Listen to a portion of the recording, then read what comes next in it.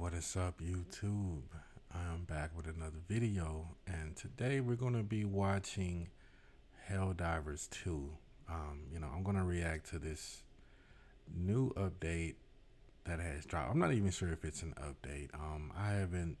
I did see a bit of news about something going on with Helldivers, but I have not watched it yet because I wanted to make this video and watch it with you guys, and we watch it all together.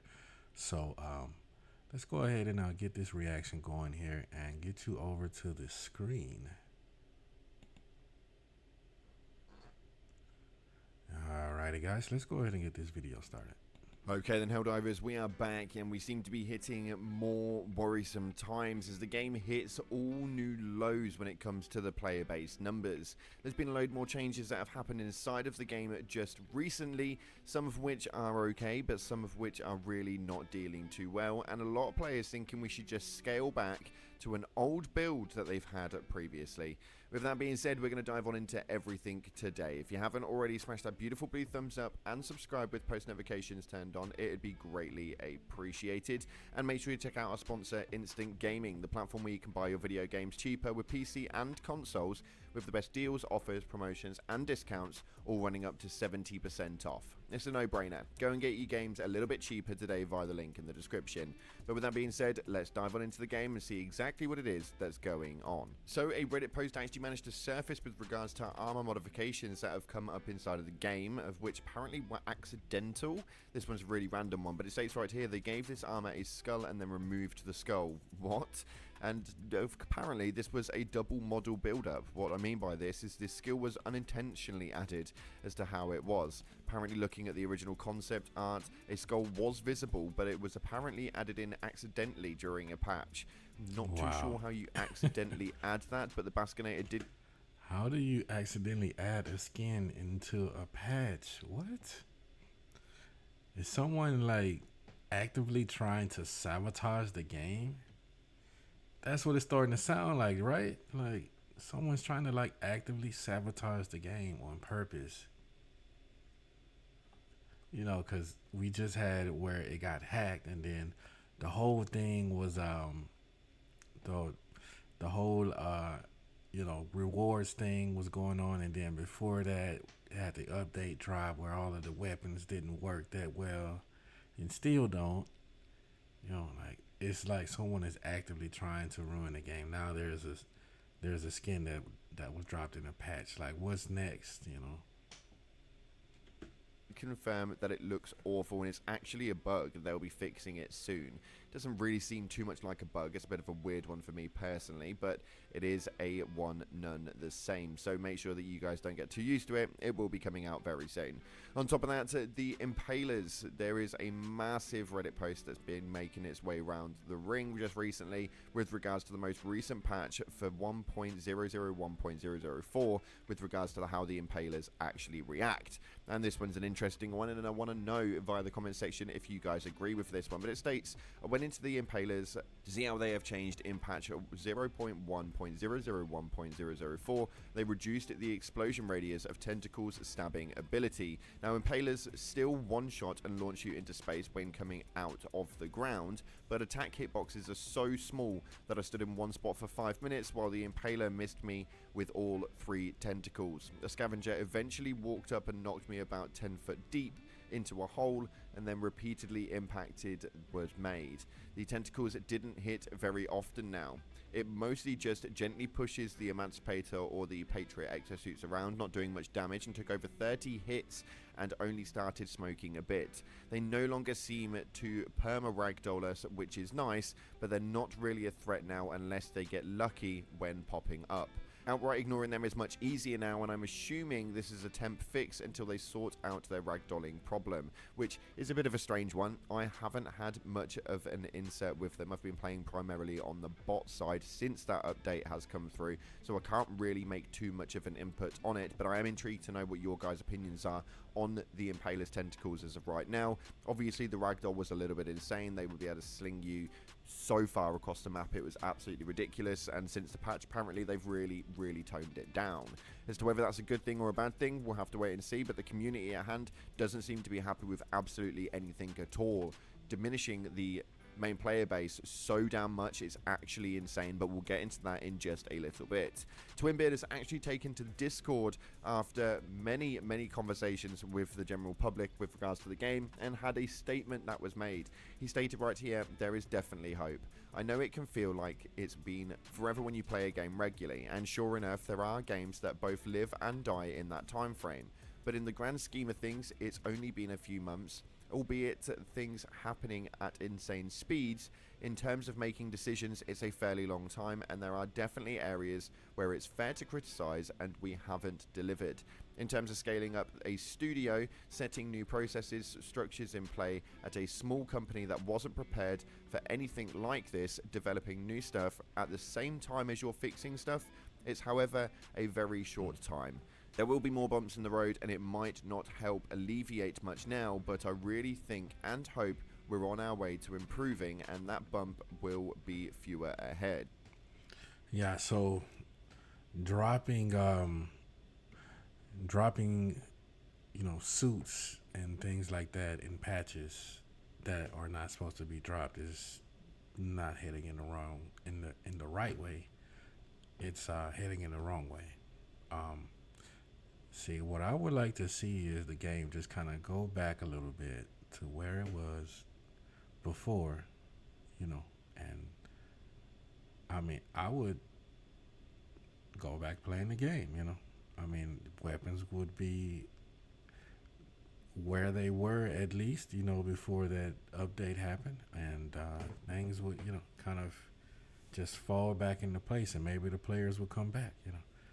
But we don't know. We don't know what is going on up there right now. It looks like nothing but chaos, actually. Just from me, being an outsider looking in, that's just what it looks like. So let's go ahead and just keep on with the video. We're gonna go a few more minutes here, and we're not gonna finish this video today.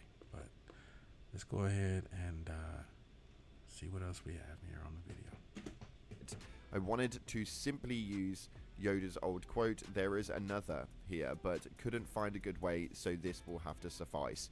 Now, for me, this is a very difficult one. I think that when you put a game out, you obviously open yourself up to the fact that this may well blow up. You may well reach a larger target audience, and you may well find a lot more success in your game.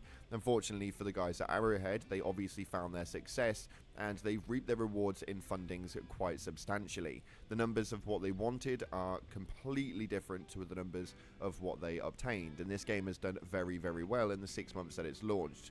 Unfortunately, the changes that they made seem to be a negative to the general consumer, and I don't really agree with this whole basis of them stating that it's a small company that wasn't prepared for anything like this. When you release a game, you should always really be prepared for something like this. It's a lot like trying to become a YouTuber in that regard. You upload a video with the potential of it going viral and being the biggest new trend. It's kind of the way that you have to go forward with these things. So anticipating that your game is not going to do well genuinely isn't a great business model when it comes to actively managing a game. Now, what is it that they should do from this point forward? Well, a Reddit post with nearly 2,000 upvotes actually states quite a large thing, and I think that I would solemnly agree with this one, which makes absolutely zero sense to me, but I really do at this stage think the only way you're saving this is if we do drag it back. It states, "Arrowhead, just save face and roll back the game to whatever version was before you broke Flame. Drop the new content back in a working state and take the L.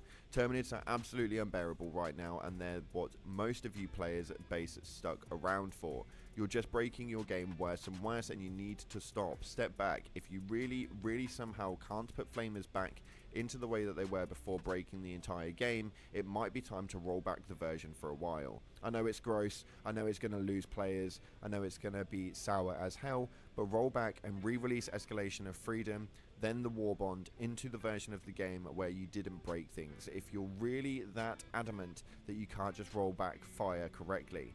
In case it isn't obvious, just effing roll back the fire correctly." Well, unfortunately, the way that these games actually work is when they actually did have the model with the flame the way that it was prior, everything wasn't in the game. So as far as a business model stands and a business concept, it would never actually happen. The main reason for that is because people have made purchases of the new war bond, and they've obviously sunk money into it based on the escalation of freedom, and this hasn't been quite a decent loadout. The problem with this is if they roll this back, their next battle is then going to be that they've been charged for something that they now don't have access to until they re-release it. It's not a great business model, and it isn't something that Arrowhead will end up doing just based on their main consensus of how it is that they act.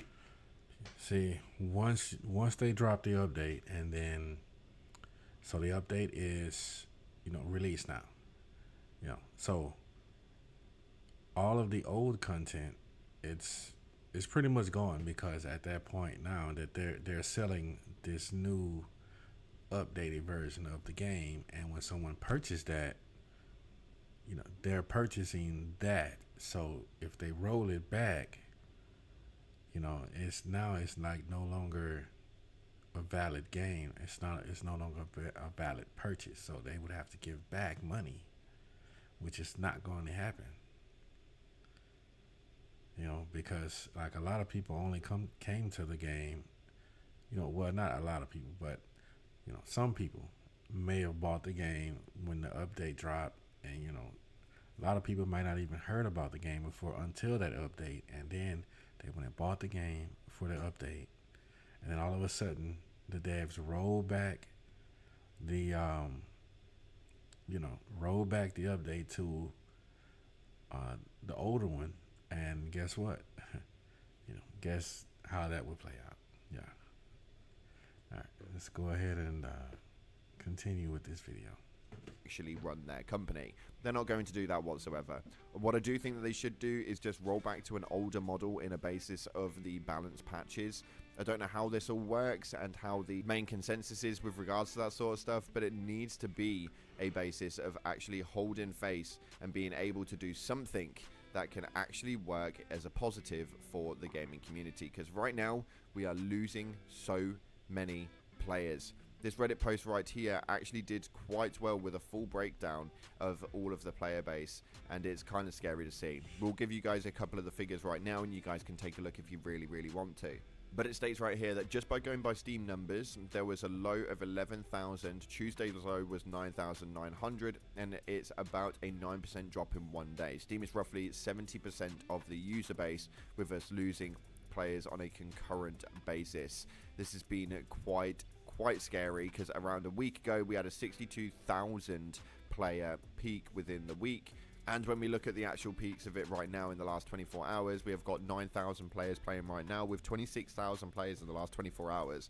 The numbers have tanked substantially, which for lovers of the game is actually quite concerning. I would hate to see this game actually drop, and it seems to be quite a worrisome factor. But hopefully we don't see much of this more depletion, because I really don't think the game can actually sustain much more loss. Now, as always, at the end of the video, we're going to take a look at your top comments from the previous video, which was a substantially bad one, as we weren't expecting everything that came up in that video. If you want to go and check it out, the link's in the description. But the first top comment here with over 140 likes on it states, I forgot for a second that I was making a video. I was about to go into something else.